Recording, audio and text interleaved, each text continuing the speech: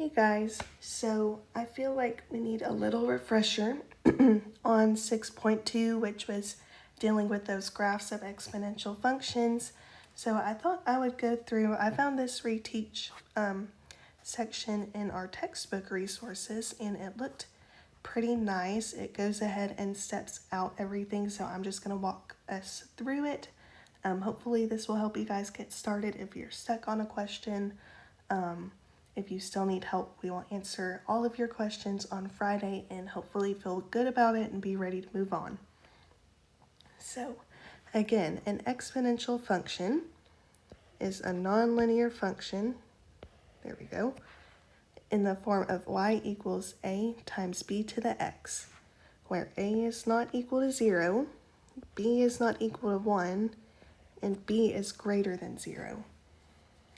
As our independent variable x changes by a constant amount, the dependent variable y is multiplied by a constant factor, which means consecutive y values form equivalent ratios.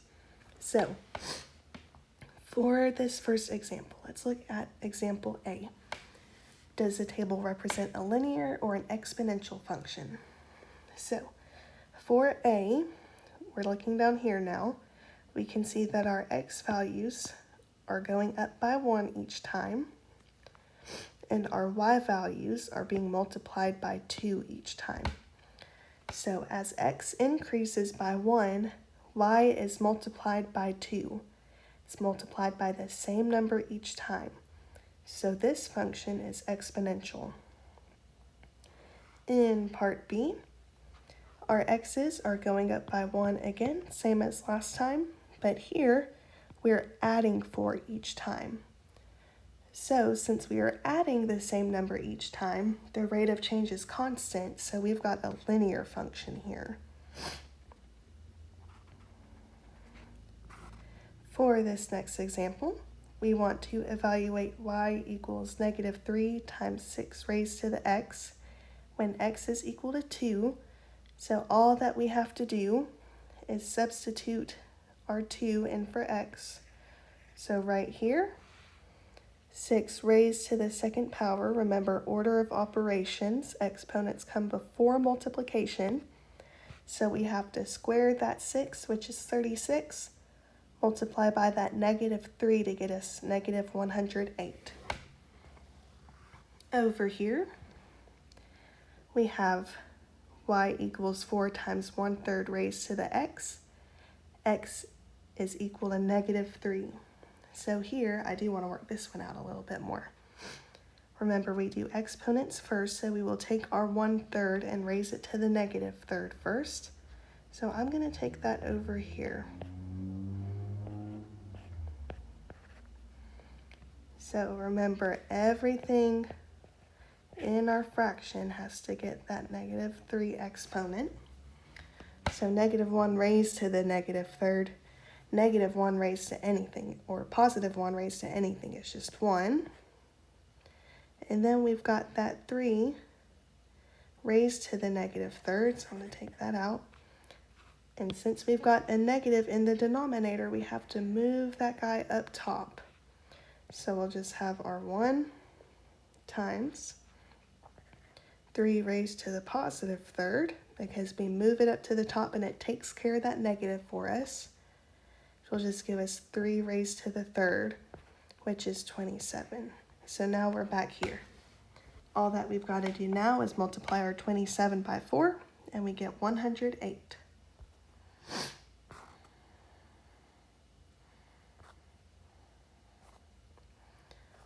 Alrighty, for this next part, we are going to work on graphing. First thing we need to know is what an asymptote is.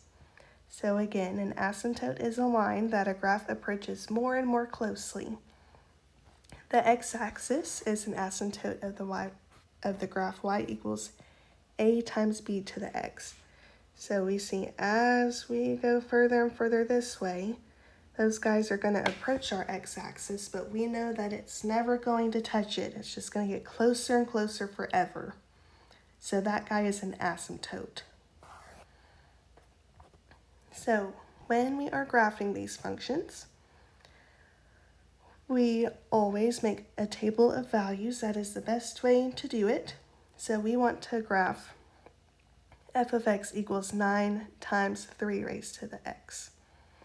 First thing we need to do is graph our parent function, which is just 3 raised to the x. Our parent function is just that base raised to the power, nothing else going on to it.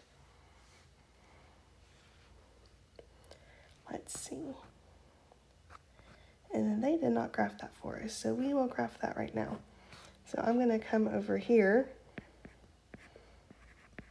and make my table for my parent function. I'm going to do the same values that they did, so -2, -1, 0, 1, and 2. So now that I have my x values chosen, I'm going to plug them into my parent function.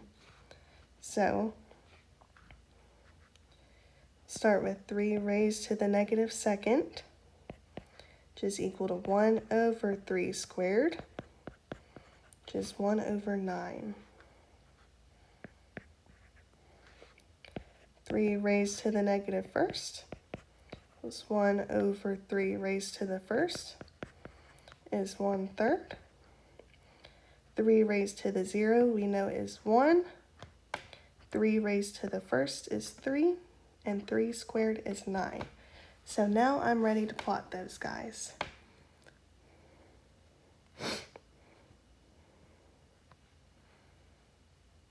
Trying to figure out their scale here. So if that guy is 9, my 1's going to be like right here. Then 3, and then 9's going to be super close. We're going to get smaller and smaller, so our parent function is going to look a little bit more like that. So now to graph the function that they gave us, they did the same thing that I just did, but now we've got to multiply all of these g of x values that we found by 9. So they created this table already and plotted it for us. And then we can see the y-axis of our graph is 9. That's where x is equal to 0. And then the x-axis is going to be the asymptote for both of our graphs, right?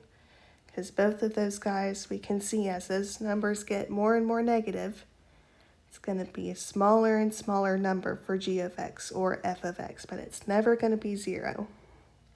So x-axis is an asymptote for those graphs. And then from our graph, we can see that the domain, our x values, it's all real numbers. They go this way forever and ever and this way forever and ever. And then our range is y is greater than 0 because we're never going to cross that x-axis. So I hope that helps you guys out a little bit.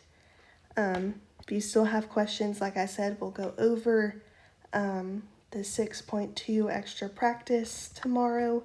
So if you've still got questions, don't worry about it. You can also go to Big Ideas, go to the dynamic classroom, and you can go through 6.2 if you need to. There's specific instructions for that on Google Classroom if you did not see that already. Make sure that you are working on your 6.2 homework. Please be good for your sub. I have missed you guys today. Hope you guys have a great day, and I will be very happy to see you on Friday.